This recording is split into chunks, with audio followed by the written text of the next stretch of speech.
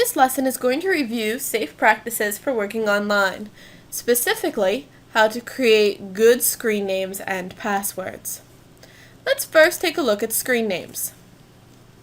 A screen name is a name that you create when logging in to a certain program online. It might be an instant messaging program, it could be some kind of online gaming environment, but this is a name that you create that every time you log in, others see that name as representing you. Some things that you should really remember when creating a screen name is that, unfortunately, whether we like it or not, people do judge based on appearances. So in the real world, where we meet face to face, people judge you based on how you look, how you act, how you speak. In an online environment, your screen name is what gives others their first impression of you. So you want to make sure that the screen name that you choose does not give the wrong impression of you. It's also really important to remember that your screen name could actually put you at risk. You might not realize that you've put yourself at risk. However, you really need to consider carefully what you choose to give as the name that others see representing you.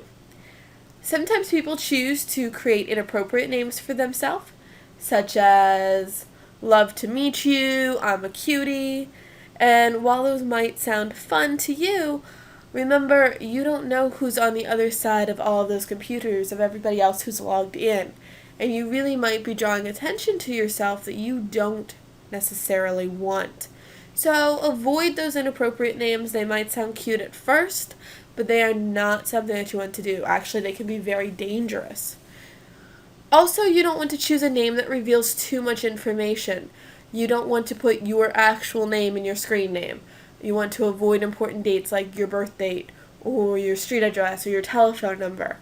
Because any name that reveals too much information is just opening you up for the possibility of putting yourself at risk. You don't want people online to know too much information about you.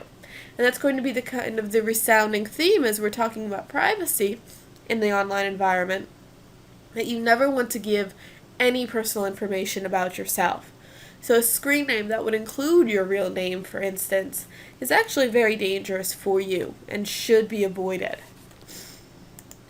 Let's take a look at some screen names, some that are good and some that are definitely not good.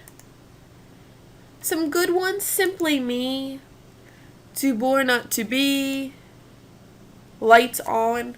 None of those reveal anything about the user. I don't know if that user is male, I don't know if the user is female, the user could be 10 years old, the user could be 100 years old. I know absolutely nothing about those users, and that's how a good screen name should be. I should not be able to tell anything about the person by the name that I see on my screen. Some bad screen names: Carla Love, 1996. Well, now I already know that either this person's name is Carla or this person loves Carla.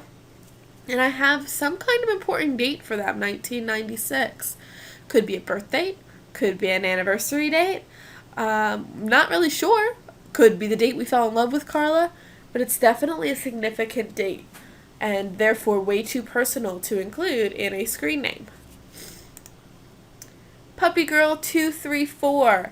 A few things wrong with this screen name. First of all, it indicates some kind of interest. We have an interest in puppies. We have a very generic 234, very easy to guess if somebody's trying to hack into your account anytime you string numbers together like that.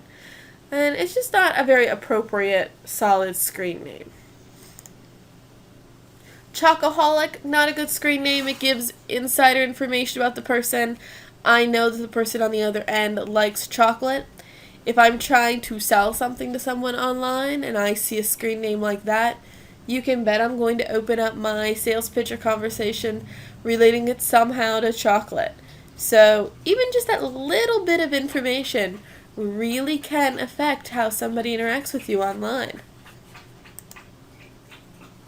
I'm cute. Here's somebody trying to be perhaps funny or a little bit flirtatious.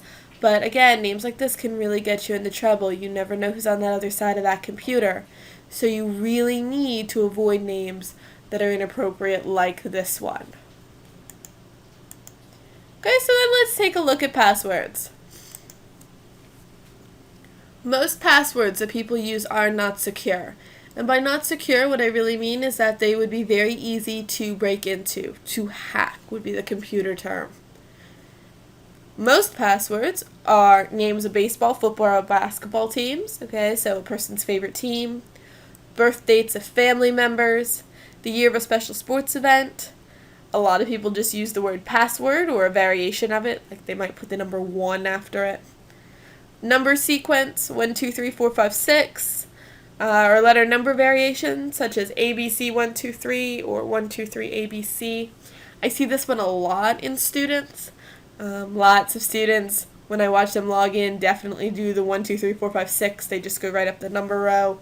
Really not secure. It's one of the first things that people will try to guess if they're trying to log in as you. A lot of other people use the name of a family member, a pet, a favorite TV character, celebrity, or band. And all of these types of passwords are really easy to guess, specifically if you happen to know the person.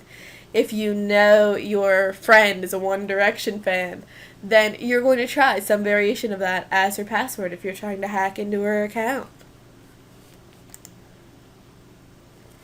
Okay, so any of these, again, if they're not secure, they can easily be hacked. And we, of course, want to avoid that. So, how do we create a secure password? First of all, use a mix of numbers and letters. Okay, not just one or the other. Use a mix of upper and lowercase letters. A lot of passwords are what's called case sensitive, which means it matters whether you use a capital or a lowercase. So by mixing it up, it helps to strengthen your password. Use characters that are not letters or numbers. Throw in an exclamation mark, or a % sign, or a $sign, or a number sign. Any of those characters above the numbers on your number key, you could put into most passwords. Some systems don't allow you to use them, so you have to check to see if what you're logging into lets you use them. But if so, they can really help to make your password much more secure. You can also create an acronym. An acronym is taking the first letter of each word of a sentence or a phrase and putting it together. Such as, I pledge allegiance to the flag. An acronym for that would be, when we take the first letter of each word, IPATTF. When you create an acronym, you can take something that's very easy to remember for you, perhaps a line to your favorite song, or some kind of catchphrase from a movie that you like, and turn it into an acronym, and now it's really hard for somebody to figure that out. And you always want to create passwords that are at least 6 characters long. 8 characters are better. So if you can do 8, that's great. Throw in maybe a number or one of those fun characters that are not letters or numbers. But you want to at least have a password that's at least 6 characters long. Makes it a little bit harder to figure out and makes your chances of being hacked much less. Okay, really important every time you create a screen name or a password, please think about these rules that we discussed, think about these guidelines, and remember, you want to be as safe as you possibly can when working online. So really think carefully about the information you're putting out there and what you're using to show yourself, such as a screen name.